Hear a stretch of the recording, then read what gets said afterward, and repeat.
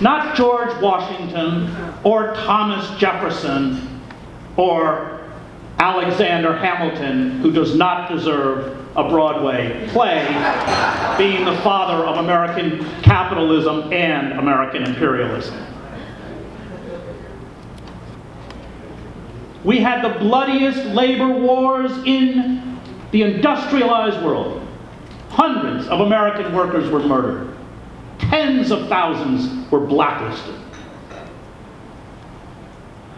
The evolution of the slave patrols became the Klan, became the Pinkertons, became the Baldwin Felts, became the gun thugs.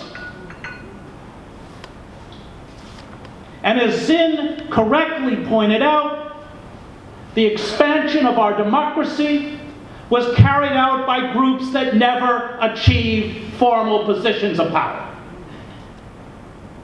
The Liberty Party that fought slavery, the suffragists, the labor movement, and let's not forget the communists and the anarchists and the socialists. These were the forces that at times paid with their lives to create democratic space. And of course, the last great movement being the civil rights movement and the anti-war movement of the 1960s.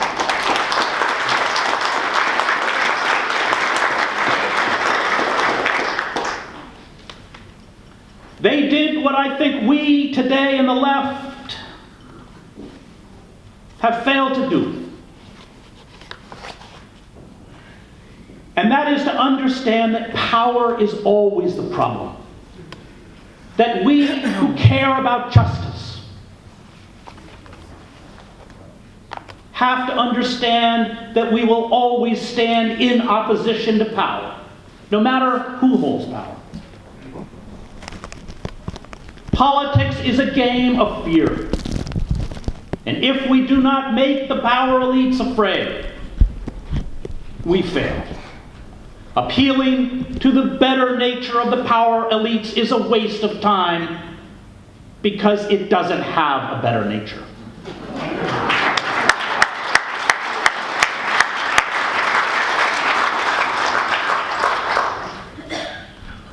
There's a moment in Kissinger's memoirs, don't buy the book, where it's, I think, 1971, and there's a gigantic anti-war demonstration, tens of thousands of people.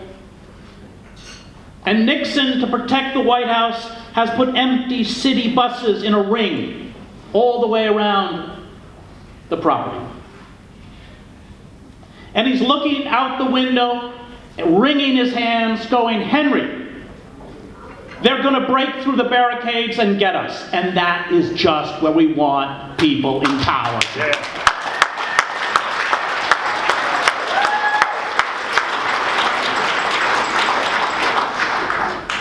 We have to recover our moral force and our moral voice. As Julian Benda understood in The Treason of the Intellectuals, we have a choice in life. We can choose two sets of principles: justice and truth, or privilege and power. But the more we make concessions to those who serve privilege and power, the more we diminish the capacity for justice and truth.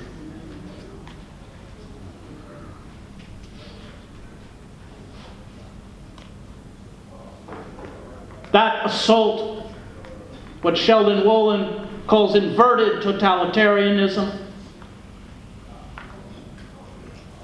and as he correctly points out, there are no institutions left in this country that can be considered authentically democratic. That assault gave us a liberal elite that embraced the destructive force of neoliberalism. and diverted the left into boutique activism, multiculturalism, gender identity, none of which I'm against, of course, but which are sterile and self-serving when divorced from justice. And while that left was engaged in those pursuits, neoliberalism was destroying the lives of primarily poor people of color in our deindustrialized centers. And it was only with the rise of the Occupy movement, and I spent significant amounts of time in Zuccotti Park, when white, middle-class, college-educated kids went out into the workforce burdened by a debt peonage that is deeply familiar to any African American, because debt peonage is a form of social control. Realized that there was no place for them, confronted the reality of police violence. They began to ask the questions we should have asked a long time ago, when these were the reality for our poor. Neoliberalism flipped all of the great liberation ideas and movements of the 1960s. The great feminist, Andrea Dworkin.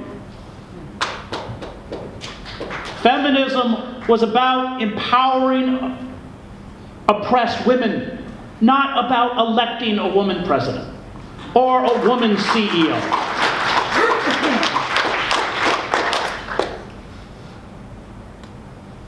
Racial justice was about lifting up the lives of people of color, not electing, as Cornel West called Barack Obama, a black mascot for Wall Street.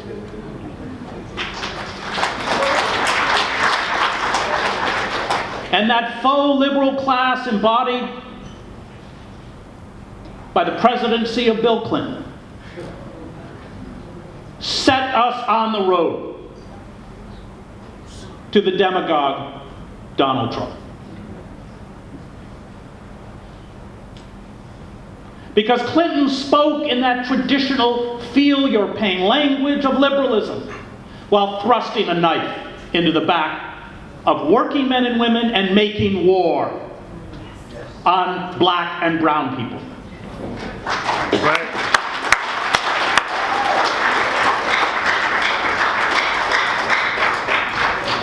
NAFTA, the greatest betrayal of the working class in this country since the 1948 Taft-Hartley Act. The 1994 Omnibus Crime Bill, which exploded the prison population during the Clinton administration from 700,000 to 2 million. And those, not only were sentences doubled, tripled, and quadrupled, not only were people imprisoned for nonviolent crime,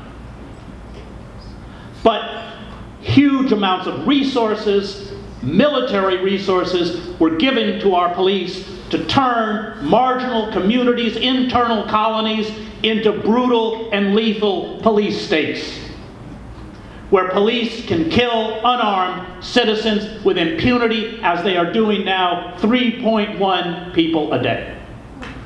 And where was the left? Where was the liberal class?